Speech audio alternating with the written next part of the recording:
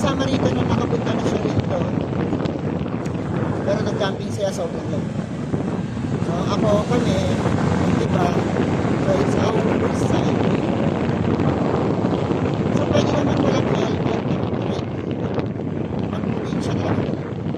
Kaya lang sa Baguio City kasi maraming coding. Hindi tayo pwedeng magpunta ng Baguio.